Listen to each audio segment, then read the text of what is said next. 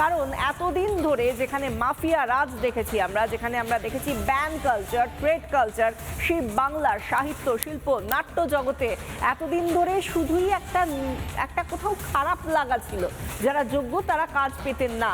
কিন্তু এবার সেখানে মুক্তির হাওয়া, নন্দন চত্বরে রীতিমতো লাড্ডু বিলি করে ভারত মাতার জয় স্লোগান দিয়ে যারা এতদিন ধরে কাজ পেতেন না, সেই জাতীয়তাবাদী মানুষগুলো আজ নিজেদের মুক্তির আনন্দ উদযাপন করলেন। দেখা গেল অন্য ছবি।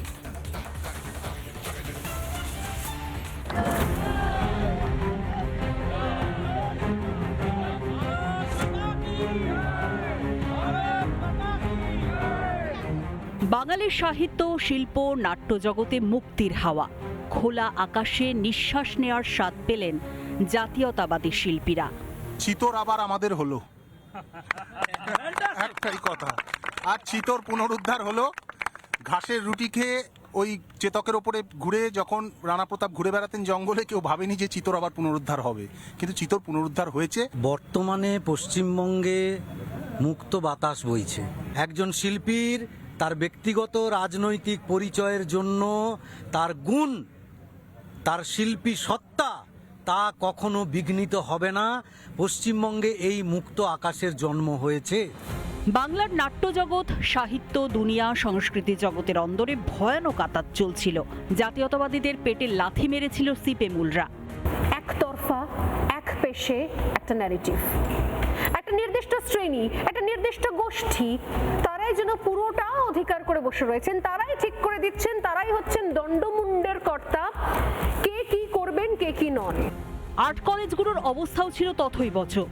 আর্ট কলেজের মধ্যে একটা দম বন্ধ করা পরিবেশ তৈরি করে দেওয়া হতো। জাতীয়তাবাদী বা রাষ্ট্রবাদী কোনো ছবি আঁকা যাবে না। ছবি আঁকলে সেটা এক্সিবিশন হলের একদম লাস্টে, মানে যেখানে আলো ফেলছে না এমন জায়গায় ফেলে দেওয়া হবে, নাম দেওয়া হবে না, কি একটা বয়কট ধরনের জায়গা করে রাখা।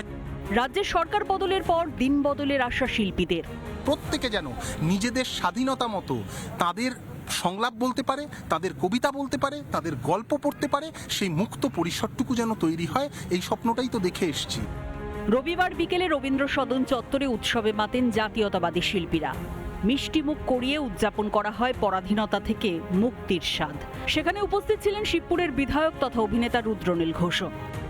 সমান সম্মানে থাকবেন, কারণ দুজনেই গুণী, তাই আলাদা আলাদা করে যে ভাগগুলো করা হয়েছে যাতে সেটা না হয়, সেটা তৈরি করতে, কিন্তু সেটা গড়তে আমরা সবাই বদ্ধপরিকর, কাজটা সবার একসঙ্গে।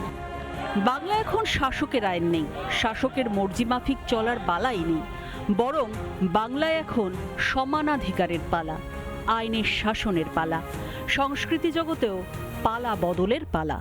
রুমকিদের রিপোর্ট, রিপাবলিক বাংলা, কলকাতা।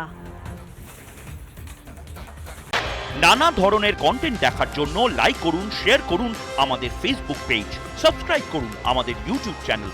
পাশাপাশি অন্যান্য ব্রেকিং নিউজের জন্য অবশ্যই চোখ রাখুন রিপাবলিক বাংলায়।